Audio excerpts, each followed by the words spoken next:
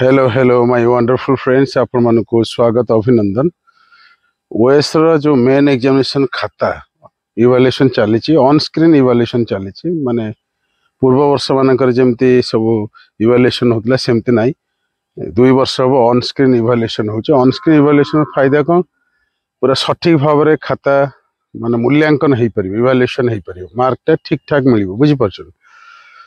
आगर कौन होता ना स्कीप होता ऑन स्क्रीन इवैल्यूएशन रोचे से डिटेल्स आपंकर जहाँ अच्छी जो क्वेश्चन आंसर जमी लिखी से अनुसार मार्क मिलूँ।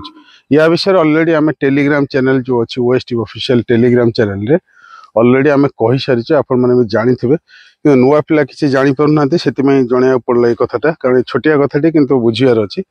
आ गोटे कथा 2 मास भितर आसीज रिजल्ट तेणु आपण मैंने वरीड हूँ अपडेट पाई टेलीग्राम चैनल जॉइन कर जस्ट एति जनाया आपण मानक message Delhi. Thank you very much.